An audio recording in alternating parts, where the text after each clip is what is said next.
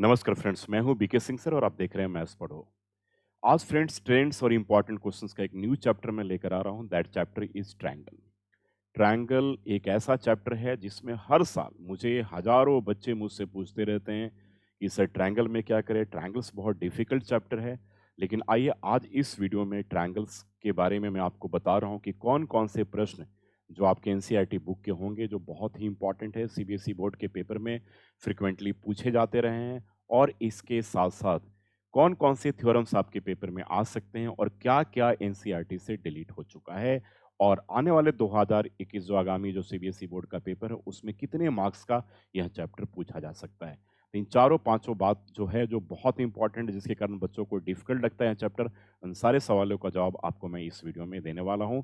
लेकिन इसके पहले आप वीडियो को शेयर जरूर कर दीजिएगा अपने दोस्तों के साथ और लाइक करते रहिए।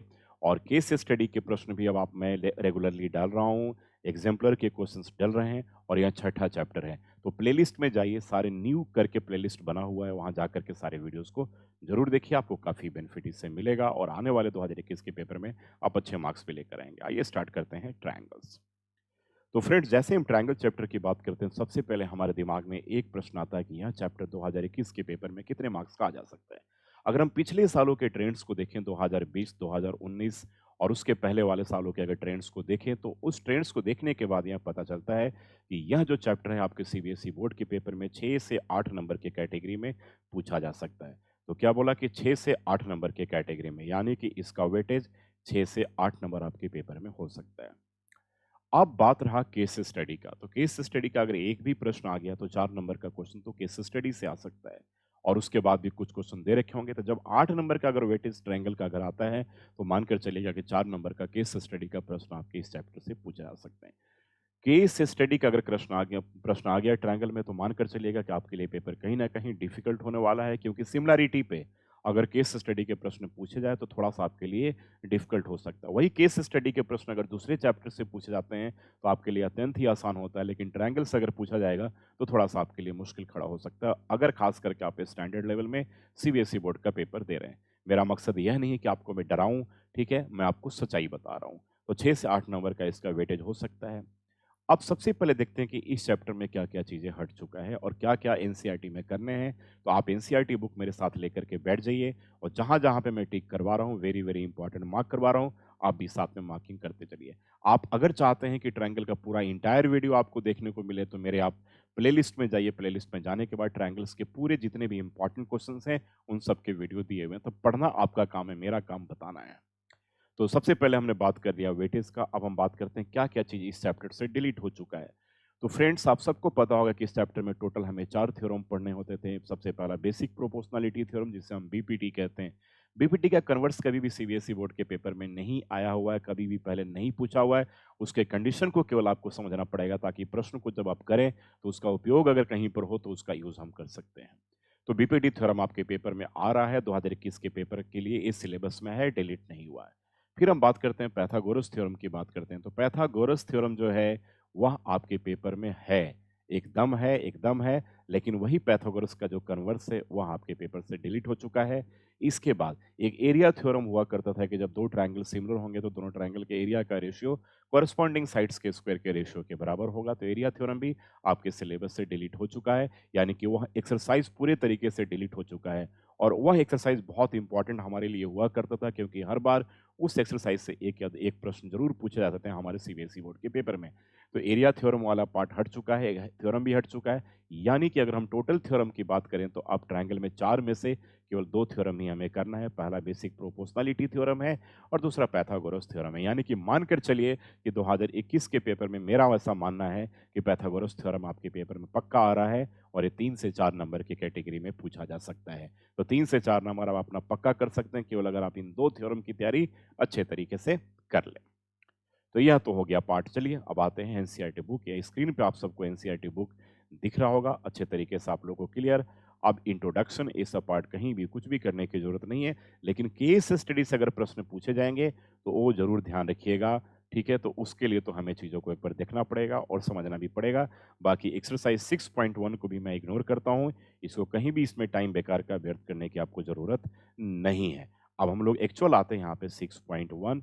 6.1 जो है वो very very very important theorem है और इसी थ्योरम को हम क्या कहते हैं, बीपीटी थ्योरम करते हैं। इनके सॉल्यूशन के लिए, थ्योरम को समझने के लिए आप मेरे वीडियो के प्लेलिस्ट में जाए और प्लेलिस्ट में जा करके ट्रायंगल्स का वीडियो देखिए, सारी चीज़ें अच्छे तरीके से, सारे थ्योरम्स बहुत अच्छे तरीके से समझाए हुए हैं। तो यह पार्ट आपका डिलीट नहीं हुआ है, यानी कि बीपीटी आपके पेपर में पूछा जा सकता है। अब इसके अगर हम प्रश्नों के ऊपर बात करें, यह बीपीटी का कन्वर्स है, लेकिन बीपीटी का कन्वर्स नहीं कभी भी पेपर में पूछा गया है, तो मेरा यह मानना है या आने वाले पेपर में भी यह प्रश्न नहीं पूछा जाएगा। लेकिन एनसीईआरटी के बुक में बहुत ऐसी सारी चीज़ें दे रखी होती हैं और लिखा होता है स्टार डाल करके, this is not for examination point of view, लेकिन एग्जाम में वो पूछे गए हैं। लेकिन आप मेरे ऊपर भरोसा रखिए, बीपीटी थ्योरम का कन्वर्स पेपर में नहीं पूछा जाएगा। कन्वर्स ये कहता है, बीपीटी थ्योरम ये कहता है कि अगर लाइन पैरेलल हैं तो साइड्स प्रोपोर्शनल होंगे, यानी कि वह लाइन जो है दोनों साइड्स को प्रोपोर्शनली इंटरसेक्ट करेगा, कट करेगा। और ठीक उसका उल्टा है कि अगर साइड्स प्रोपोर्शनल हैं तो क्या होगा, लाइन पैरेलल होगा। अब हम लोग ये पार्ट हमने हटा दिया, इसके बाद हम लोग आते हैं अब यहाँ से क्वेश्चन को देखते हैं। देखिए बच्चों, यह क्वेश्चन जो है आपके लिए बहुत एक अच्छा इंपॉर्टेंट क्वेश्चन है, तो एग्जाम्पल नंबर 1 को वेरी वेरी इंपॉर्टेंट की कैटेगरी में रख लीजिएगा। बहुत अच्छा सवाल है और पेपर में पूछा जा सकता है। एग्जाम्पल 2 बहुत ही अत्यंत ही आसान सवाल है, ठीक है। सिंपल से एक लाइन को ड्रॉ करना है, यहाँ पर ओ मान लीजिएगा, ठीक है। लाइन पैरेलल है, साइड्स प्रोपोर्शनल होंगे और इसे आप बड़े आराम से प्रूव कर लीजिएगा। तो ये भी, इसको हम इंपॉर्टेंट सवाल की कैटेगरी में रख सकते हैं, लेकिन वेरी वेरी इंपॉर्टेंट की कैटेगरी में मैंने एग्जाम्पल नंबर 1 को रखा है। एग्जाम्पल नंबर 3 को मैं very very very very important के कैटेगरी में हम रख सकते हैं और यह आपके पेपर में पूछा भी जा सकता है। तो बहुत ही अच्छा यहाँ पर दे रखा है, यह दोनों पार्ट इक्वल है, ठीक है। और देखिए अब यहाँ पर ये दे रखा है कि this upon this equals to this upon this, that means कि लाइन पैरेलल हो गया। बहुत आसान है, तो लाइन जब पैरेलल हो गया तो कॉरस्पॉन्डिंग एंगल इक्वल हो गया। और 1 2 के बराबर, 1 3 के बराबर दे रखा है, तो 2 3 के बराबर हो जाएगा। जब 2 3 के बराबर होगा तो आइसोसेलेस ट्रायंगल के प्रॉपर्टी से पी क्यू जो होगा पी आर के बराबर हो जाएगा। तो यही हमसे पूछा जा रहा है, पी क्यू जो होगा पी आर के बराबर हो जाएगा, तो ट्रायंगल आइसोसेलेस होगा। तो मेरे वीडियोस को जरूर देखिए अगर आपको ट्रायंगल में दिक्कत आ रही है तो। 6.2 का पहला क्वेश्चन हटा देते हैं, दूसरा क्वेश्चन, तीसरा हटा देते हैं। तीसरे क्वेश्चन से अब यहाँ पर शुरुआत करेंगे। एक बहुत इंपॉर्टेंट सवाल है, यह भी बहुत ही इंपॉर्टेंट सवाल है, ध्यान रखिएगा। और इसके बाद हम आते हैं क्वेश्चन नंबर 5 से 9, सब क्वेश्चन को मैं इंपॉर्टेंट की कैटेगरी में रखूंगा। याद रखिएगा, खास करके सबसे जो ज़्यादा इसमें इंपॉर्टेंट है सवाल, वो वेरी वेरी वेरी इंपॉर्टेंट जो क्वेश्चन है, वो क्वेश्चन नंबर आपका 9th है। 7th और 8th आपके आने का चांस कम है, तो 5th और 6th, 5th और 6th क्वेश्चन आपके बोर्ड के पेपर में पहले भी पूछे गए हैं, तो ध्यान रखिएगा। और 9th जो है इस एक्सरसाइज से वेरी वेरी इंपॉर्टेंट की कैटेगरी में आता है। अब हम लोग बात करते हैं सिमिलरिटी का। देखिए, तो सिमिलरिटी के लिए जितने पेज को मैं पलट रहा हूँ, इस पेज से कुछ ऐसा कोई थ्योरम आपके पेपर में नहीं पूछा जाना है, तो इसको देखिए मैं आगे करता चल रहा हूँ, क्योंकि इसको करने की कोई ज़रूरत नहीं है। बस केवल आपको ये ध्यान में रखना है कि जब 2 ट्रायंगल सिमिलर होंगे, तो दोनों ट्रायंगल को सिमिलर करने के लिए हमारे पास क्या-क्या कंडीशंस होते हैं। यानी कि एंगल एंगल कंडीशन होगा, उसके बाद साइड एंगल साइड कंडीशन होगा, ठीक है? ये सिमिलरिटी के कंडीशंस होते हैं बस। जैसे आप कॉन्ग्रुएंसी करते तो उस तरीके से सिमिलरिटी करता है, लेकिन कॉन्ग्रुएंसी में और सिमिलरिटी में डिफरेंस है। कॉन्ग्रुएंस का मतलब हो गया कि दोनों जो शेप अगर कॉन्ग्रुएंट होंगे तो उनके शेप और साइज दोनों बराबर होंगे। और सिमिलरिटी में ये जरूरी नहीं है, एक छोटा इक्विलेटरल ट्रायंगल और एक बड़ा इक्विलेटरल ट्रायंगल दोनों सिमिलर हो सकते हैं, लेकिन ये जरूरी नहीं एक छोटा और बड़ा जो है वो कॉन्ग्रुएंट कभी भी नहीं होंगे। एक बात जरूर ध्यान में रखिएगा। तो कॉन्ग्रुएंसी के लिए शेप और साइज दोनों बराबर होना पड़ता है। एग्जाम्पल 5 6 एग्जाम्पल 7 को मैं इंपॉर्टेंट क्वेश्चन की कैटेगरी में रखता हूं, इसको जरूर कर लीजिएगा। छोटे ट्रायंगल बड़े ट्रायंगल को सिमिलर प्रूव करके इसको हम करेंगे तो यह आपके पेपर में पूछा जा सकता है। एग्जाम्पल 8 जो है मेरे अकॉर्डिंगली वेरी वेरी इंपॉर्टेंट की कैटेगरी में है, टफ क्वेश्चन है, लेकिन अगर आप मेरे वीडियोस को देखेंगे तो आपको वाकई में ये बहुत आसान लगेगा, इसलिए टेंशन लेने वाली कहीं कोई बात नहीं है। 6.3 के फर्स्ट सेकंड में आगे चलता जा रहा हूँ, आगे चलता जा रहा हूँ। फर्स्ट हटाया, सेकंड हटाया, थर्ड हटाया। यहाँ पर हम जो क्वेश्चन डिस्कस करेंगे, फोर्थ के आगे डिस्कस करेंगे। तो फोर्थ करना है, फिफ्थ करना है, सिक्स करना है, उसके बाद सेवेंथ भी करना है, एट्थ भी करना है। और याद रखिएगा, इसमें सारे क्वेश्चंस आपको करने पड़ेंगे सिमिलरिटी पे। और बहुत ज़्यादा चांस है कि सिमिलरिटी के अगर प्रश्न पूछे जाए तो इन्हीं प्रश्नों से आप अपने आंसर दे सकते हैं, बाहर का आने का चांस बहुत कम है। यहाँ पर इसे भी करना है, ठीक है। यह क्वेश्चन एक आपको वेरी वेरी वेरी इंपॉर्टेंट की कैटेगरी में है। और 13th वाले को तो मैं कितना भी दूं, वेरी वेरी वेरी इंपॉर्टेंट। याद रखिएगा, यह सीबीएसई बोर्ड के पेपर में पहले पूछा गया क्वेश्चन है। बहुत ही आसान सवाल और सीबीएसई बोर्ड के पेपर में बहुत बार यहाँ क्वेश्चन पूछा गया है। बाकी क्वेश्चन नंबर 14th और 15th, ठीक है, 15th की तो हटा दो, 15 14th और 16th को भी हम क्या कह सकते हैं, वेरी वेरी वेरी इंपॉर्टेंट की कैटेगरी में रख सकते हैं।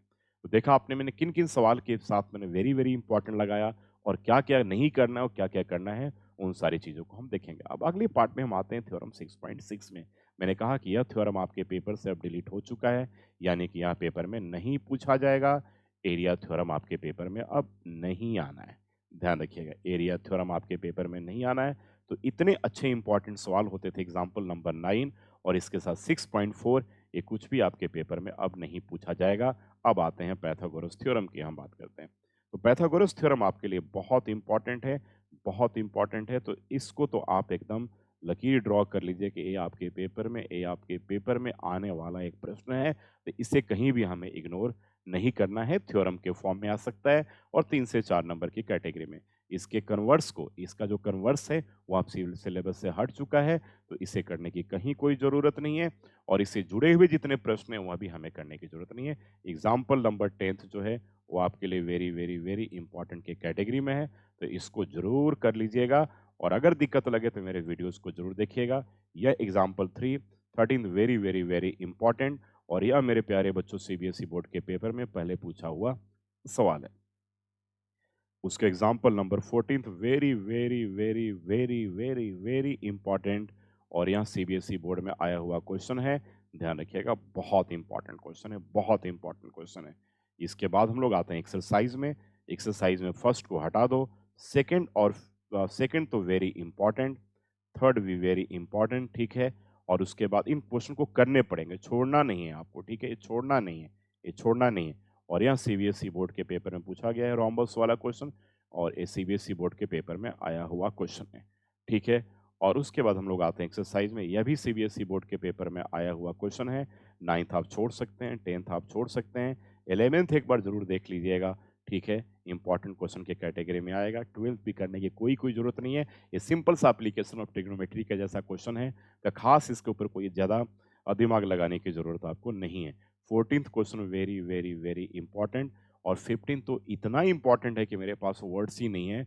और यहाँ भी सीबीएसई बोर्ड के पेपर में पहले पूछा गया सवाल है और यहाँ भी सीबीएसई बोर्ड के पेपर में पूछा गया सवाल है और इसके साथ जितने भी वेरी वेरी वेरी इंपॉर्टेंट लगा लें, 987 AB स्क्वायर कह के इस क्वेश्चन को हम पहचानते ही हैं। अब आगे इसके सॉल्यूशन को देखने के लिए मेरे वीडियो को जरूर देखिएगा। क्वेश्चन नंबर 16th भी जो है आप सबके लिए बहुत बहुत ही एक इम्पॉर्टेंट सवाल है। अब इसके बाद आता है, बहुत सारे बच्चे प्रश्न करते हैं कि क्या हमें ऑप्शनल करने की ज़रूरत है। तो अगर आप एनसीईआरटी, अगर आप स्टैंडर्ड लेवल से पेपर दे रहे हैं तो एनसीईआरटी ऑप्शनल एक बार जरूर देखिएगा, क्योंकि ऑप्शनल से भी प्रश्न आपके पेपर में पूछे जा सकते हैं। जब आप एग्जाम्पलर की बात सोचते हैं तो ऑप्शनल की बात क्यों नहीं सोचते हैं? या तो एग्जाम्पलर मत कीजिए तो ऑप्शनल मत कीजिए।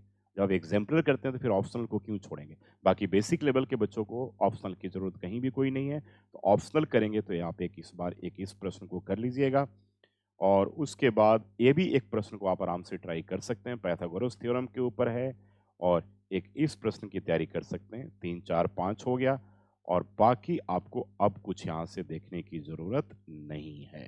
तो अगर 4 से 5 सवाल एनसीईआरटी ऑप्शनल का कर लेंगे तो आपका पर्पस सॉल्व हो जाएगा। अब देखिए इतने थोड़े से टाइम में मैंने सारे के सारे एनसीईआरटी के ट्रेंड्स आपको बता दिया, तो इससे आपको कभी भी इस चैप्टर से डर नहीं होना चाहिए। अगर आपको डर है तो आप मेरे मैथ्स पढ़ो के प्लेलिस्ट में जाइए और जाने के बाद ट्रायंगल का पूरा वीडियो डला हुआ है। पूरे जितने भी इंपॉर्टेंट क्वेश्चन की बात अभी हम कर रहे हैं, सारे के सारी चीज़ें डली हुई है।